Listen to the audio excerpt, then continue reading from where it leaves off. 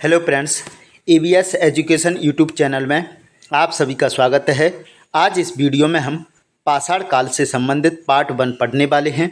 अगर आप चैनल पर नए हो तो please subscribe my channel, video को लाइक और शेयर ज़रूर कर दें और साथ ही ऑल नोटिफिकेशन बेल आइकन को प्रेस कर लें ताकि मैं जो भी वीडियो अपलोड करूं वो आपके पास आसानी से पहुंच सके।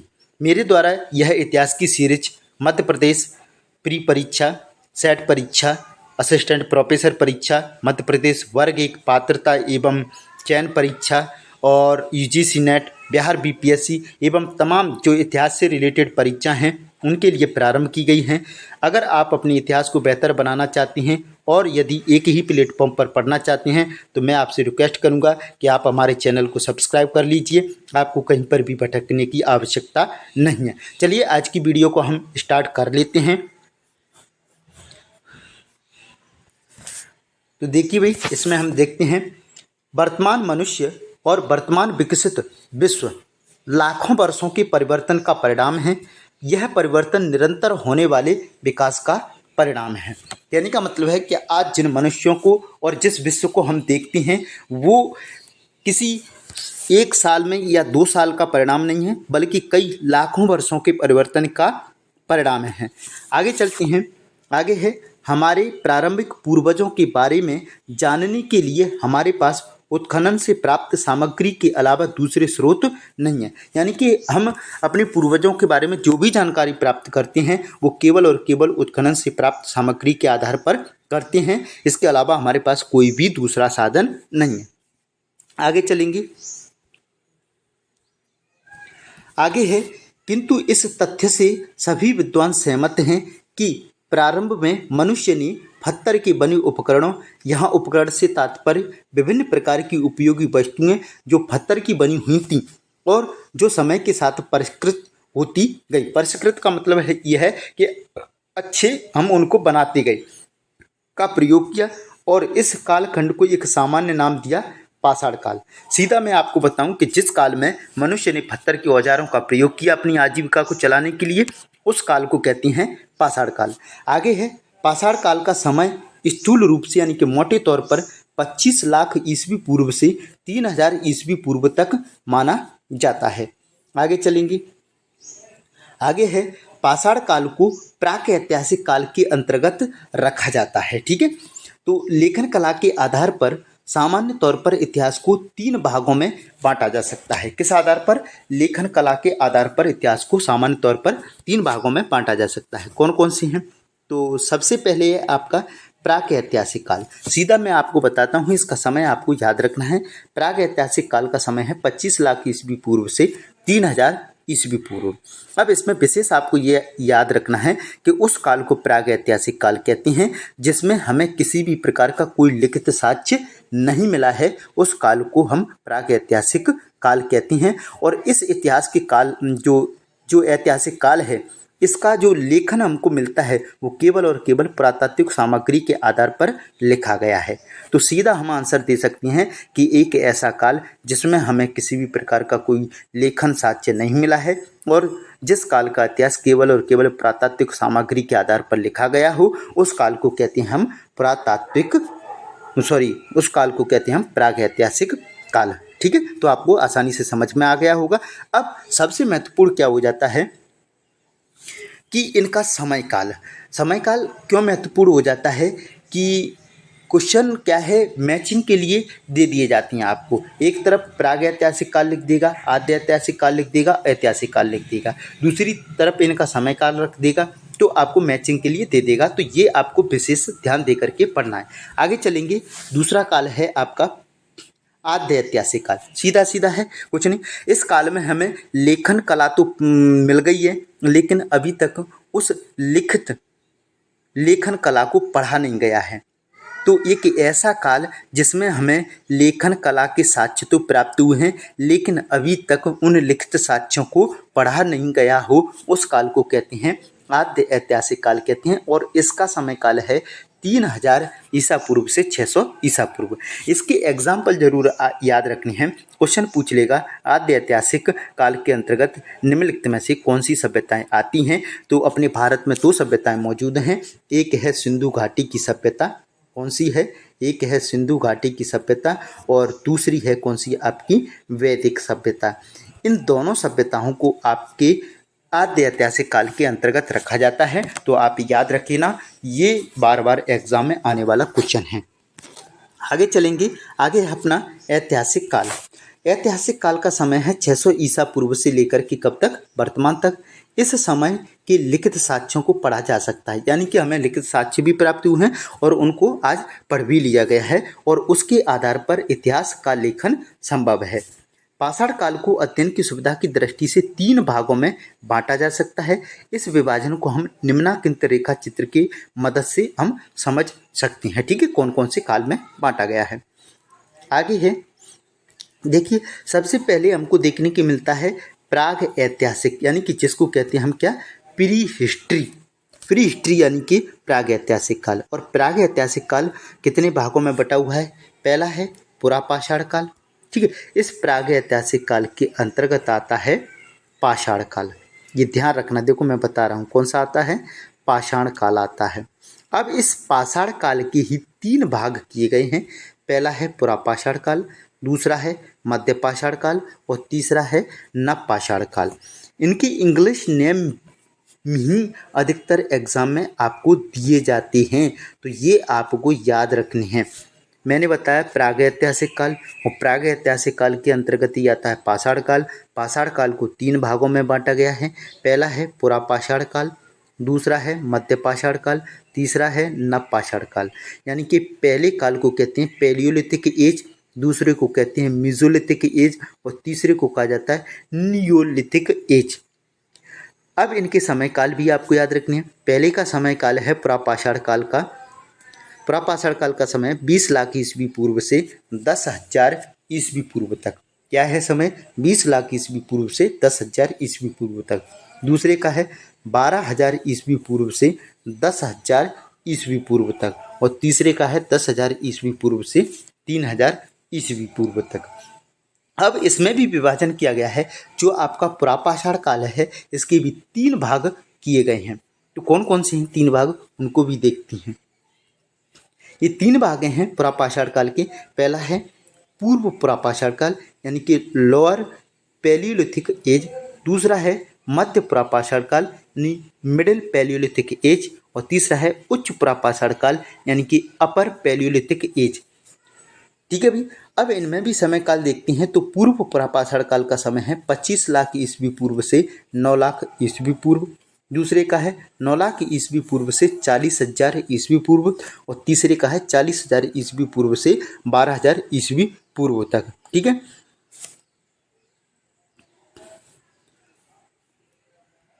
आगे हम देखते हैं। अब सबसे पहले इसमें हम पढ़ने वाले हैं जो पुरापाषाण काल है। जैसे कि पाषाण काल के हमने 3 भाग पढ़े, पुरापाषाण काल, मध्य पाषाण काल, नवपाषाण काल। अब पुरापाषाण काल में भी हमने 3 भाग देखे, पूर्व पुरापाषाण काल, मध्य पुरापाषाण काल और उच्च पुरापाषाण काल। तो सबसे पहले हम देखने वाले हैं पुरापाषाण काल को, और पुरापाषाण काल के बारे में जानकारी लेने वाले हैं। तो आप बिल्कुल एकदम ध्यान से यहाँ पर देखेंगे। तो देखते हैं, भारतीय प्रागैतिहासिक को उद्घाटित करने का यानी कि बताने का जो कार्य किया सबसे पहले, वो किसने किया? डॉक्टर प्राइमरोज ने। ये विशेष याद रखना है। तो भारतीय प्रागैतिहासिक को उद्घाटित करने का श्रेय किसको है? डॉक्टर प्राइमरोज को है। जो कौन है? एक अंग्रेज व्यक्ति हैं। और इन्होंने इसकी खोज कब की थी? 1842 ईस्वी में। तो ध्यान रखना, भारतीय प्रागैतिहासिक काल की खोज कब की गई? 1842 में। किसके द्वारा? डॉक्टर प्राइमरोज के द्वारा। कहाँ पर की गई? कर्नाटक के रायचूर जिले के लिंगसुगुर नामक स्थान से प्रागैतिहासिक औजारों की खोज की थी। किसने? डॉक्टर प्राइमरोज ने। कब? 1842 में। कहाँ से? कर्नाटक के रायचूर जिले के लिंगसुगुर नामक स्थान से। क्या जानकारी है ये देखते हैं। ये औजार पत्थर के बने हुए छुरे और तीर के फलक थे। 1853 में जॉन इवांस ने जबलपुर के निकट नर्मदा नदी के किनारे प्राप्त कारीगरी की क्रिया से गुजरे पत्थरों का एक आपका विवरण प्रकाशित किया। ध्यान रखना, विवरण प्रकाशित किया है। किसके द्वारा किया गया है? 1853 में जॉन इवांस ने जबलपुर के निकट नर्मदा नदी के किनारे प्राप्त कारीगरी की क्रिया से गुजरे पत्थरों का एक विवरण प्रकाशित किया है। आगे चलेंगे। आगे है, भारत में पाषाणकालीन सभ्यता का अनुसंधान सर्वप्रथम 1863 ईस्वी में प्रारंभ हुआ। तो ध्यान रखना, भारत में सबसे पहली बार पाषाण काल सभ्यता की खोज कब की गई थी? 1863 में। देखिए, क्वेश्चन को ध्यान से समझना है। अगर क्वेश्चन पूछा जाए भारतीय प्रागैतिहासिक काल की खोज कब की गई, तो 1842 में डॉक्टर प्राइमरोज के द्वारा कर्नाटक के रायचूर जिले के लिंगसुगर नामक स्थान से, और इससे संबंधित कारीगरी प्रक्रिया से संबंधित विवरण जो प्रकाशित किया था वो जॉन इवांस ने 1853 में किया था। नर्मदा नदी के तट के किनारे वाले विवरण को प्रकाशित किया था। आगे है, भारत में पाषाणकालीन सभ्यता का अनुसंधान सर्वप्रथम कब हुआ था? तो 1863 में हुआ था, जबकि भारतीय भूतत्व सर्वेक्षण विभाग के अधिकारी रॉबर्ट बुर्सफुट ने चेन्नई के पास स्थित पल्लवरम नामक स्थान से पूर्व प्रापाषाणकालीन एक हस्त कुठार हैंड एक्स को प्राप्त किया, यानी कि एक कुल्हाड़ी को प्राप्त किया था। किसने? रॉबर्ट ब्रूसफुट ने। तो ध्यान रखना, रॉबर्ट ब्रूसफुट के द्वारा भारत में पाषाण काल की खोज कब की गई थी? तो 1863 में की गई थी। ये पूछा गया क्वेश्चन है, मैं इसलिए आपको बार बार बता रहा हूँ। किसकी खोज की थी? तो हस्त कुठार या हैंडेक्स की। कहाँ से की थी? तो ये तमिलनाडु के चेन्नई के पास स्थित है, पल्लवरम नामक स्थान, वहाँ से इसकी खोज की थी। और ये किस काल की है? तो पूर्व प्रापाषाणकालीन है, पूर्व पाषाणकालीन। ठीक है, आगे चलेंगे। आगे है, किंतु इस दिशा में सबसे महत्वपूर्ण अनुसंधान 1935 ईस्वी में डी टेरा तथा पीटरसन द्वारा किया गया था। ध्यान रखना, सबसे महत्वपूर्ण अनुसंधान कब किया गया इस दिशा में? 1935 में। किसके द्वारा? डी टेरा तथा पीटरसन द्वारा। इन दोनों विद्वानों के निर्देशन में येल कैम्ब्रिज अभियान दल ने शिवालिक पहाड़ियों की तलहटी, जो हिमालय का सबसे लास्ट वाला पार्ट है शिवालिक पहाड़ियाँ, उनकी तलहटी में बसे हुए पोतवार के पठारी भाग का व्यापक सर्वेक्षण किया। किसने? डी टेरा और पीटरसन ने। विद्वानों का विचार है, पृथ्वी पर आदि मानव के अवशेष सर्वप्रथम प्राप्ति नूतन काल यानी प्लीस्टोसीन में मिलते हैं। आगे है, जिसकी संभावित तिथि आज से लगभग 5 लाख वर्ष पूर्व मानी जाती है। तो ध्यान रखना, आज के जो मानव हैं उनकी उत्पत्ति कितने साल वर्ष पूर्व मानी जाती है? तो 5 लाख वर्ष पूर्व की उत्पत्ति मानी जाती है। अब जो हम पाषाण काल पढ़ रहे हैं, इस पाषाण काल के मैंने आपको बताया है प्रापाषाण काल के 3 भाग किए गए हैं। कौन कौन से? एक पूर्व प्रापाषाण काल, दूसरा है मध्य प्रापाषाण काल और तीसरा है आपका उच्च प्रापाषाण काल। तो सबसे पहले हम देखने वाले हैं पूर्व प्रापाषाण काल को। तो आपको बिल्कुल एकदम अब यहाँ से जो जानकारी है वो आपकी महत्वपूर्ण जानकारी है और एग्जाम में पूछी जाती है। तो सबसे पहले अब देखते हैं पूर्व प्रापाषाण काल को। तो पूर्व प्रापाषाण काल का समय 20 लाख ईस्वी पूर्व से 9 लाख ईस्वी पूर्व माना जाता है। ये आपको याद करना है, रट लेना है। पूर्व प्रापाषाण काल का समय 20 लाख ईस्वी पूर्व से 9 लाख ईस्वी पूर्व माना जाता है। भारत के विभिन्न भागों से पूर्व प्रापाषाण काल से संबंधित उपकरण प्राप्त हुए हैं और इन्हें 2 भागों में विभाजित किया जा सकता है। तो देखते हैं कौन से 2 भाग हैं। पहला है चॉपर चापिंग पेबल संस्कृति। क्या होती है इसको समझते हैं। तो इस संस्कृति के उपकरण सर्वप्रथम पंजाब की सोहन नदी घाटी पाकिस्तान से प्राप्त हुए हैं। यानी कि जो पंजाब है वो भारत, उसका एक हिस्सा है पाकिस्तान में। ध्यान रखना, तो पाकिस्तान की जो सोहन नदी घाटी है पंजाब की, वहाँ से चॉपर चॉपिंग पेबल संस्कृति के हमें क्या प्राप्त हुए हैं? उपकरण प्राप्त हुए हैं। इस कारण इसे सोहन संस्कृति भी कहा जाता है और ये क्वेश्चन अधिक से अधिक बार पूछा गया क्वेश्चन है।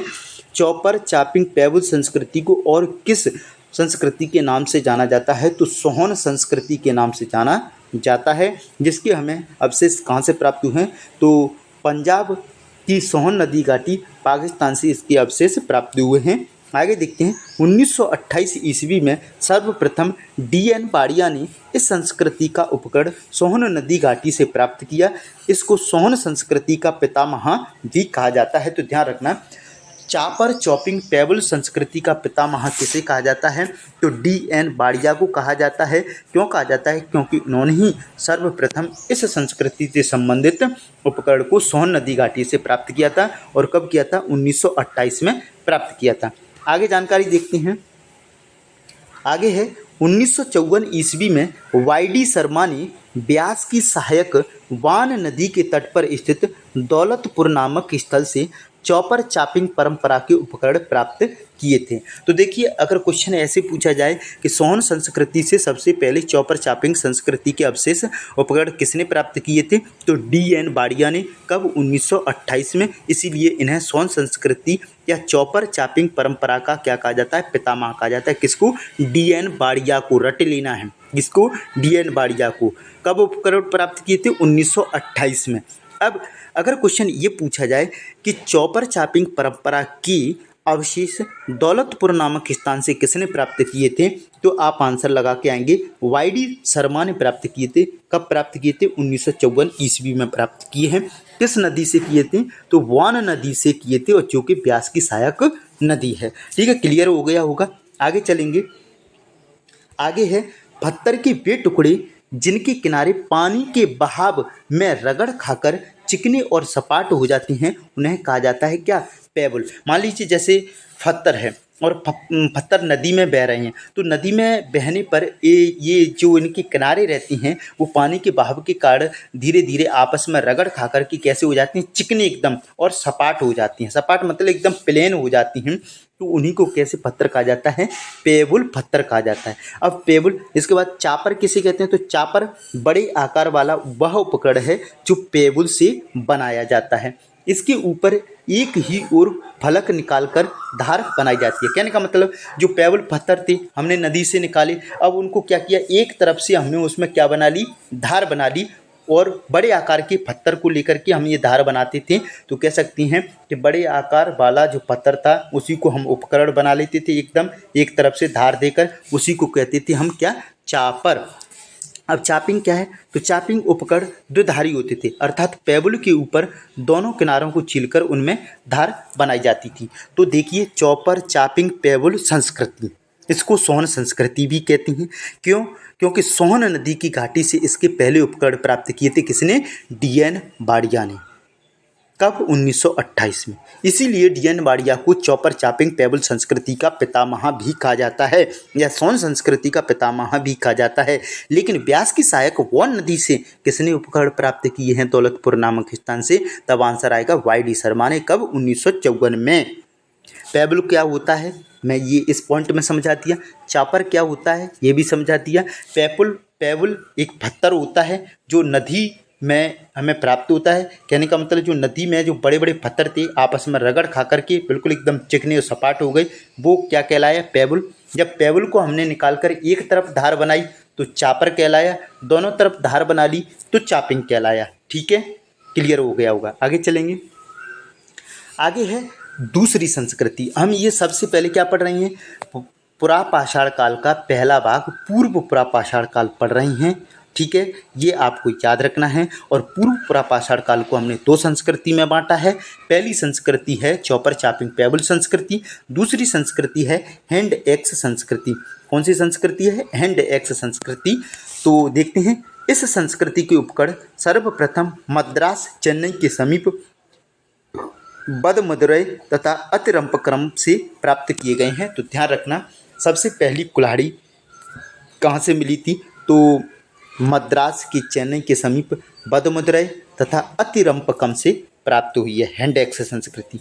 इन उपकरणों को सर्वप्रथम 1864 ईस्वी में प्रोफेसर किंग ने प्राप्त किया था, और बी.डी. कृष्ण स्वामी ने इस संस्कृति को मद्रास संस्कृति कहा था। ध्यान रखना, तो हैंड एक्स संस्कृति को मद्रास संस्कृति किसने कहा है? तो बी.डी. कृष्ण स्वामी ने हैंड एक्स संस्कृति को मद्रास संस्कृति कहा है। लेकिन मद्रास संस्कृति या हैंड एक्स संस्कृति क्या जो सबसे पहला उपकरण प्राप्त किया था वो किसने प्राप्त किया था? प्रोफेसर किंग ने। कब प्राप्त किया था? 1864 ईस्वी में। आगे चलेंगे। आगे है आपका, ये साधारण पत्थरों से कोर तथा फ्लैग प्रणाली द्वारा निर्मित किए गए क्लीवर, स्क्रैपर आदि इसके उदाहरण। तो इन दोनों शब्दों को एकदम रट लेना है। क्लीवर और स्क्रैपर किस काल के औजार हैं? तो आप आंसर देंगे पूर्व पुरापाषाण काल के हैं। हैंड एक्स संस्कृति को एशुलियन संस्कृति एवं मद्रास संस्कृति भी कहा जाता है। ये दोनों शब्द आपको याद रखना है। एशुलियन संस्कृति और मद्रास संस्कृति किस संस्कृति को कहा जाता है? तो हैंड एक्स संस्कृति को एशुलियन संस्कृति और मद्रास संस्कृति कहा जाता है। एशुलियन शब्द छोटी व सुडोल हैंड एक्स के लिए प्रयुक्त किया जाता है होता है क्योंकि ऐसी हैंड एक्स सर्वप्रथम फ्रांस के सेंट एशुल से प्राप्त हुई थी, इसीलिए इसका नाम क्या पड़ गया? एशुलियन संस्कृति। छोटी कुल्हाड़ी एक तरीके की, उसको क्या कहते थे? एशुलियन शब्द उसके लिए प्रयोग किया गया था। क्यों किया गया था? क्योंकि ये फ्रांस के सेंट एशुल नामक स्थान से प्राप्त हुई थी, इसीलिए हैंड एक्स संस्कृति को एशुलियन संस्कृति भी कहा जाता है। आगे देखते हैं, आगे है निम्न पुरापाषाण काल के उपकरण निम्नांकित स्थानों से प्राप्त हुए हैं। अभी मैं बोल रहा था कि पूर्व पुरापाषाण काल, इसका एक और नाम है निम्न पुरापाषाण काल। क्या? निम्न पुरापाषाण काल या पूर्व पुरापाषाण काल, तो दोनों ही याद रखना। एक बार मैं आपका यहाँ पर कन्फ्यूजन दूर करना चाहूँगा क्योंकि कन्फ्यूजन हो जाता है कभी कभार हम पढ़ते पढ़ते। तो देखिए, सबसे पहले हमने पढ़ा प्राग ऐतिहासिक काल। प्राग ऐतिहासिक काल के अंतर्गत रखते हैं हम पाषाण काल। पाषाण काल के 3 भाग किए हैं। पहला है पुरापाषाण काल, दूसरा है मध्यपाषाण काल, तीसरा है नवपाषाण काल। ठीक है, आपको समझ में आ गया होगा। अब जो पहला पार्ट था पुरापाषाण काल, उस पुरापाषाण काल के हमने 3 भाग किए।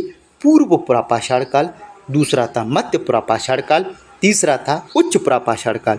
तो जो पहला भाग है पूर्व पुरापाषाण काल, उसी को कहा जाता है निम्न पुरापाषाण काल। ठीक है, अब इसके उपकरण हमको कहाँ कहाँ से प्राप्त हुए हैं, इसके बारे में हम इस वीडियो में जानकारी जानते हैं और आगे भी पढ़ेंगे।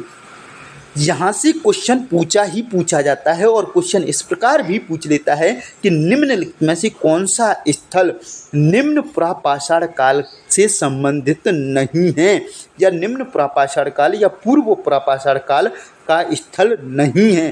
तब आपको बिल्कुल स्पेशली याद होना चाहिए कि जो ये स्थल हमने पढ़ा है वो किस काल में पढ़ा है। तो चलिए आगे चलते हैं।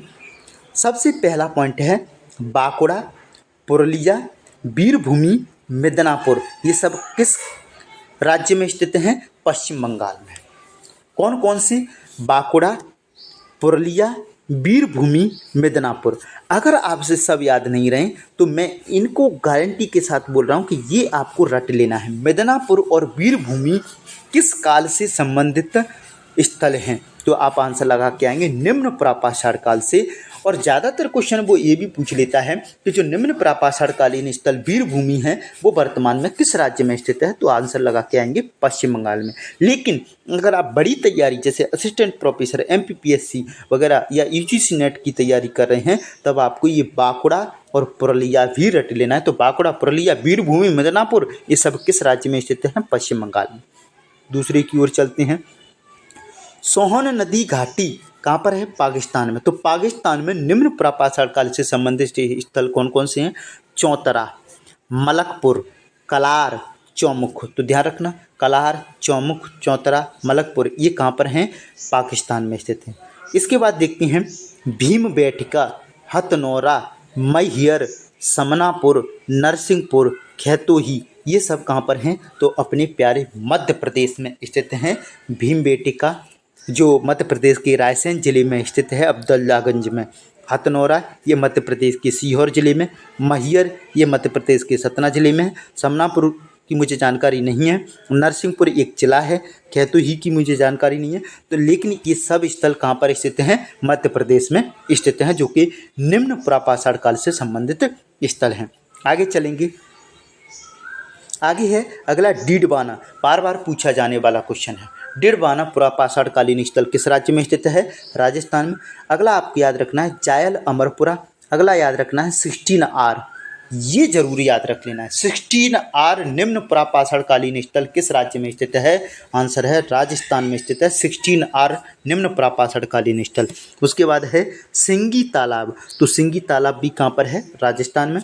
इसके बाद देखते हैं कुलियाना, कमारपाड़ा, डारी डूंगरी और नोवाबेरी, ये सब कहाँ पर हैं? उड़ीसा में स्थित निम्न पुरापाषाण कालीन स्थल है। कौन कौन से? कुलियाना, कमारपाड़ा, डारी डूंगरी और एक है नोवाबेरी। अगले स्थल हैं पल्लवरम, अतिरंपकम, बदमदुरई, माना जनकारन, गुड्डियम, कोर्तलयाल नगरी नदी घाटी, ये सब कहाँ पर हैं? तमिलनाडु में स्थित निम्न प्रापाषाणकालीन स्थल है। एक बार देखते हैं, पल्लवरम, अतिरंपकम, बदमदरई, मानाजनकारण और गुड्डियम और कोर्तलयाल नदी घाटी। ठीक है, आगे देखते हैं। आगे है पहलगांव, जो लिद्दर नदी के किनारे स्थित है और कहाँ पर स्थित है? कश्मीर में। ध्यान रखना, पहलगांव लिद्दर नदी के किनारे है, कहाँ पर स्थित है? कश्मीर में स्थित है। ध्यान रखना, अभी हाल ही में पहलगांव जो कश्मीर में स्थित है, यहाँ पर आतंकी घटना भी हुई थी, जहाँ पर कुल 26 लोग मारे भी गए थे, जो पर्यटन थे हमारे पर्यटक, वो मारे गए थे। आगे देखते हैं हम कोतवार क्षेत्र। पोतवार क्षेत्र कहाँ पर स्थित है? तो ये पाकिस्तान में स्थित है। कहाँ पर स्थित है पोतवार क्षेत्र? पाकिस्तान में स्थित है। और 1928 ईस्वी में D.N. बाड़िया को यहाँ से पूर्व पुरापाषाण काल के उपकरण प्राप्त हुए थे। ठीक है, किस काल के? पूर्व पुरापाषाण काल के उपकरण D.N. बाड़िया को 1928 में कहाँ से प्राप्त हुए हैं? पोतवार क्षेत्र पाकिस्तान से प्राप्त हुए हैं। आगे देखते हैं चिरकी। चिरकी कोरेगांव, चंदौली, शिकारपुर, बोरी, भदनी, यसर महाराष्ट्र में स्थित हैं। कहाँ पर स्थित हैं? महाराष्ट्र में। और मैं बताना चाहूँगा प्यारे बच्चों कि जो अभी हाल ही में मध्य प्रदेश में असिस्टेंट प्रोफेसर परीक्षा 2025 में 2024 की परीक्षा जो हुई है, उसमें बिल्कुल एकदम सीधा सीधा पूछा गया चिरकी, और साथ में एक और स्थल था जिसका नाम है नेवासा। सीधा सीधा क्वेश्चन पूछा गया था, चिरकी और नेवासा पूर्व प्रापाषाणकालीन स्थल किस राज्य में स्थित हैं? और आंसर था किस राज्य में? महाराष्ट्र में स्थित हैं। इसीलिए मैं तो प्यारे बच्चों कहूँगा कि आप एक एक स्थल को आप रट के जाएंगे, कौन सा स्थल किस राज्य में स्थित है, क्योंकि एग्ज़ामों का कोई भरोसा नहीं है कि कितना डीप पूछा जा सकता है। इसीलिए एक एक रट लेना है। कौन कौन से? चिरकी, कोरेगांव, चंदौली, शिकारपुर, बोरी, भदने, यसर, ये सब कहाँ पर हैं? महाराष्ट्र में हैं। आगे चलेंगे। आगे है गिद्धलूर, करीमपुरी, प्रकाशम, ज्वालापुरम, गिद्धलर। तो गिद्धलूर और गिद्धलर, प्रकाशम, ज्वालापुरम, करीमपुरी सब कहाँ पर हैं? आंध्र प्रदेश में। उसके बाद है लाखा मापुर, येदुरवाड़ी, अनगावाड़ी, होशंगा, बागलपुर, ये सब कहाँ पर हैं? कर्नाटक में स्थित निम्न पुरापाषाणकालीन स्थल हैं। कौन कौन से हैं? लाखामापुर, येदुरवाड़ी, अनगावाड़ी, होशंगा, बागलपुर सब कहाँ पर हैं? कर्नाटक में स्थित स्थल हैं। आगे चलेंगे। आगे अब हम देख लेते हैं निम्न पूर्व पुरापाषाण काल के महत्वपूर्ण बिंदु। तो सबसे पहले देखते हैं रॉबर्ट बुर्सफुट से संबंधित जानकारी। मूलतः इंग्लैंड निवासी थे। ठीक है, इन्होंने ही भारत में सबसे पहले पुरापाषाण काल से संबंधित जानकारी खोज की थी। ठीक है, किसने? रॉबर्ट बुर्सफुट ने। कब? 1863 में। तो तमिलनाडु के पल्लवरम नामक स्थान से हैंड एक्स प्राप्त किया था किसने? रॉबर्ट बुर्सफुट ने। मध्य पाषाण काल की टेरी पूरा स्थल की खोज भी की थी किसने? रॉबर्ट बुर्सफुट ने। आंध्र प्रदेश के कुर्नूल जिले में स्थित बेलन की गुफाओं की खोज भी किसने की थी? रॉबर्ट बुर्सफुट ने। तो तीन चीज़ें, तमिलनाडु के पल्लवरम नामक स्थान से हैंडेक्स प्राप्त किया, मध्य पाषाण काल के टेरी नामक परास्थल की खोज की, आंध्र प्रदेश के कुर्नूल जिले में स्थित बेलन की गुफाओं की भी खोज किसने की है? रॉबर्ट बुर्सफुट ने की है। आगे चलते हैं। आगे है उत्तर पाषाणकालीन उपकरणों को 78 वर्गों में बांटा है। तो क्वेश्चन ऐसे भी पूछा जा सकता है कि जो उत्तर पाषाणकालीन उपकरण हैं उनको 78 वर्गों में किसके द्वारा बांटा गया है? तो रॉबर्ट बुर्सफुट महोदय के द्वारा बांटा गया है। आगे अगला पॉइंट है 1982 में होशंगाबाद मध्य प्रदेश के पास नर्मदा नदी के तट या किनारे हथनौरा नामक गाँव में अरुण सोनकिया को होमिनिड मानव कपाल की प्राप्ति हुई है। तो इससे भी संबंधित एक क्वेश्चन आपके मध्य प्रदेश असिस्टेंट प्रोफेसर परीक्षा 2024 में पूछा गया है। ठीक है, क्वेश्चन पूछा गया था कि जो हथनौरा है यहाँ से मानव कपाल प्राप्त हुआ है, ये नर्मदा घाटी के किनारे स्थित है, ये मध्य प्रदेश के रायसेन जिले में। यही गलत हो जाता है भैया, क्योंकि उसमें पूछा था कौन सा कथन सत्य नहीं है। ठीक है, तो देखिए हथनौरा। और एक ऑब्जेक्ट मतलब जो ऑप्शन था वो ये भी था कि इसकी 1983 में खोजी गई, बल्कि सही आंसर है 1982। ठीक है, तो ये उसमें ये शायद बी, सी और डी गलत आंसर हैं, जबकि एक ही होना चाहिए था, लेकिन एमपीपीएससी दो दो आंसर मान लेता है। हथनौरा मध्य प्रदेश के सीहोर जिले में, मैं अभी भी बोल रहा हूँ आपसे, कहाँ पर है? मध्य प्रदेश के सीहोर जिले में। कब खोज की गई है? 1982 में। और देखिए ये क्या दे रहा है? होशंगाबाद दे रहा है हथनौरा। हथनौरा जबकि किस जिले में स्थित है? हथनौरा आपके सीहोर जिले में स्थित है। ये काट के आप गलत है, इसको सही कर लीजिएगा। 1982 में होशंगाबाद मध्य प्रदेश के पास नर्मदा नदी के किनारे हथनौरा नामक गांव में अरुण सोनकिया को होमिनिड मानव कपाल की प्राप्ति हुई है। ये आप याद रखेंगे, ये सीहोर है। ठीक है, आगे चलेंगे हम।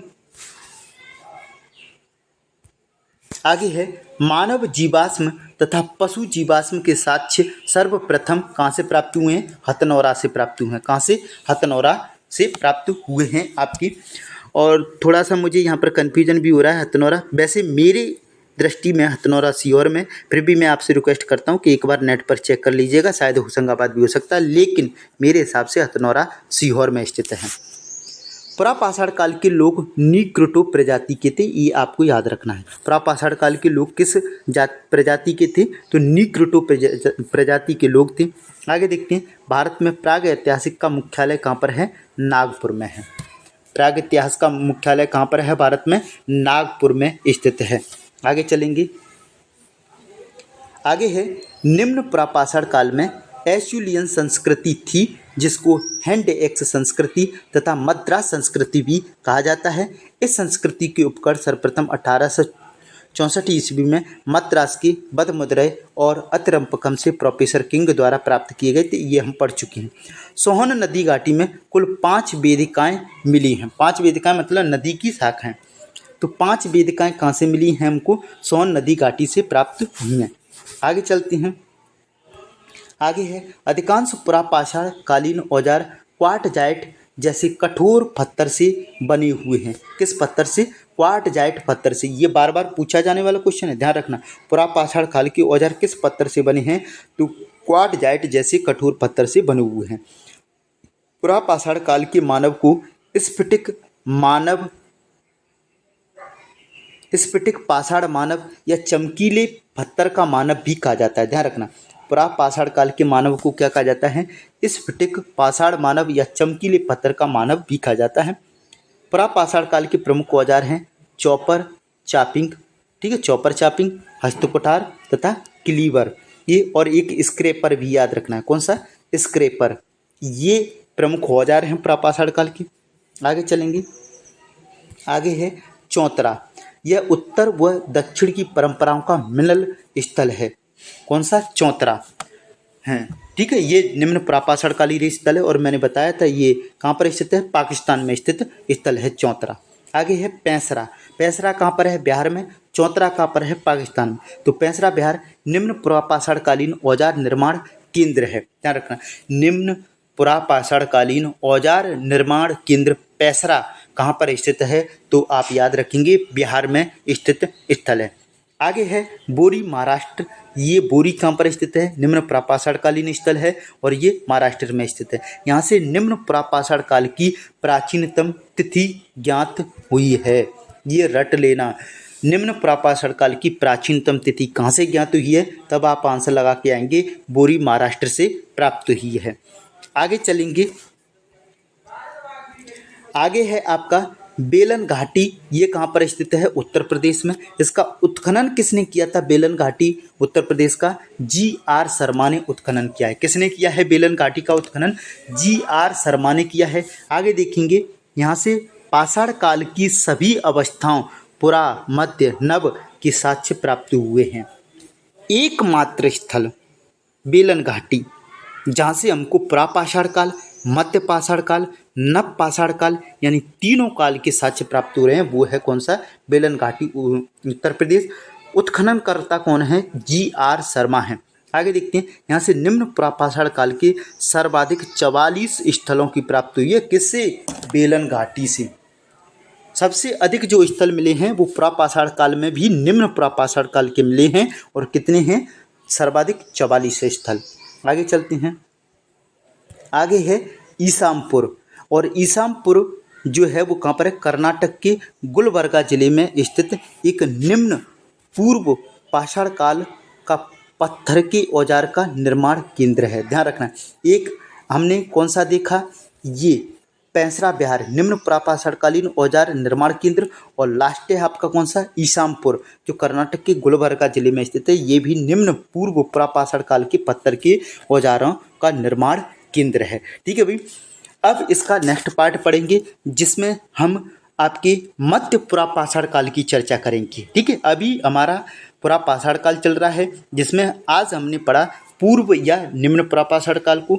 अगले पार्ट में हम मध्य पुरापाषाण काल और उच्च पुरापाषाण काल को पढ़ेंगे। तो आज की वीडियो हमारी यहीं पर समाप्त होती है। वीडियो देखने के लिए धन्यवाद। जय हिंद, जय भारत।